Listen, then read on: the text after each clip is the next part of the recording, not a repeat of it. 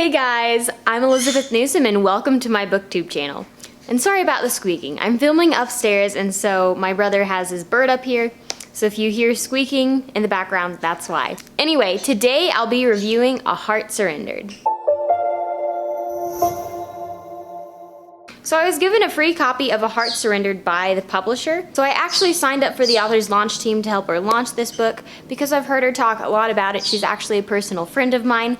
I met her when I was about 16 at my first writers conference. But with that said, I'll try to be completely honest in this review just because that's a general policy that I try to keep. So first of all, this is not a type of genre that I'm really used to reading. Like I am used to reading romance, but not one that's specifically for an African American audience, if that makes sense. It's not like I intentionally do this, but most of the characters I read about are also white. So it's pretty interesting to read about a character who's different in that regard and sort of a different culture because she's very involved in her church, and then the African American church is kind of a community and culture unto itself. At least from what I've heard. So essentially what's happened in this story is there's this girl, Sharonda, and when she was a teenager, she slept with this guy. And she decided that she would let that be the one wild moment of her life, and after that she would be good, she would follow all the rules, she'd go to church. So now she's 30, she's still living with her parents, she's a bit overweight, and she does everything her parents say, caters to their every whim. And for the most part, her parents do truly care about her and love her, but her mom especially tends to be a bit overbearing. But she decides that that was the one wild moment she could have, so she's just gonna like keep that to herself, and she'll be good in all the other areas and give everything else up to God and be a servant and everything.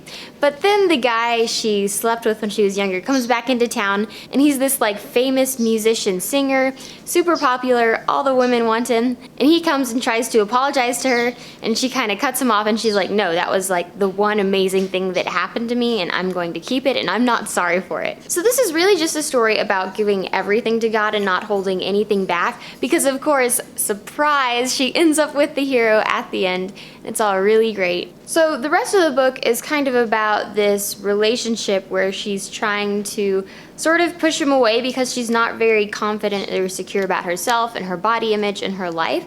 So she doesn't really understand that he would actually stay with her or that something could work out between them. And to make matters even more complicated, she's also semi-engaged to this much older man who's going to be this pastor and who her parents really like.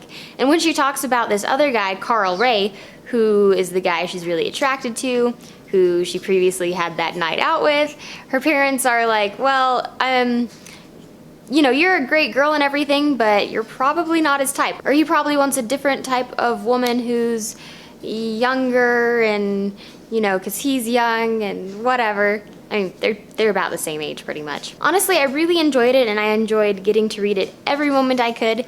It was a lot different than what I was used to, and I could tell that there were some new things and aspects that I hadn't heard of or been introduced to. Like in their church, it sounded like there was a missionary bench where the missionaries sat, I guess. I've never really been to a church where there's a designated place for missionaries or something like that. And then also dancing, it can be a really important part of their praise and worship, and I generally attend Baptist churches, and dancing is not so hot there as far as praise and worship goes. I also attend a non-denominational church when I'm in New Mexico, and they kind of dance, like they're very dynamic when they sing, but not full out solely dancing, like they're just dancing and kind of moving along as they sing. So again, just really interesting to learn about a slightly different culture from mine.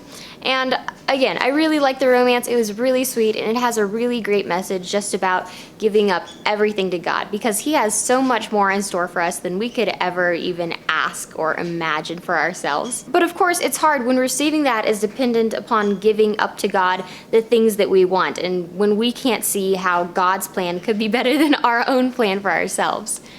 So overall, great message, great story. If I have one thing, I would love to see an epilogue or just a last chapter in this book to kind of wind down the tension, because I'd love to see more of these characters and the romance between them. Essentially, the last chapter, it cuts off soon after the climax. Like the guy says, I don't want to just love you for one night, but I want to love you for an eternity, which is really sweet.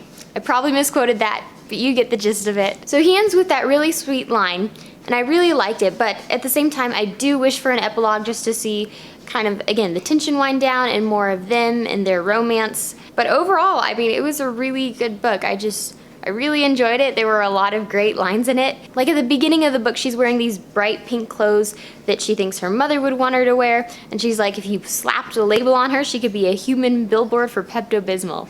And just fun little similes like that I really liked and that were really humorous. So overall, this is a beautiful, adorable romance with a great message, and I would definitely recommend it. I'll make sure to leave links to the author's book down below so you guys can check that out if you want to. And with that, if you enjoyed this video, I hope you'll give it a big thumbs up and subscribe. I'm sorry about the bird. When I talk, he talks, because I don't really know. And in addition to subscribing to my YouTube channel, I'd also like you to check out my website. I recently got some things rebranded there, and eventually I'm going to be offering some free content for subscribers, but still working on that, not quite there yet. Hopefully I'll get things in order before my book releases, which if you want to hear more about my book release, then also please consider subscribing to that link I provided, because I'll have some special opportunities for discounts and kind of some background info on how I came up with this book and backstory about the characters, things like that. And as always, I'd love to hear from you guys. In the comments, tell me about a book you read that's kind of outside of your typical genre but that you've really enjoyed. Let me know down below and I'll see you next time. Bye!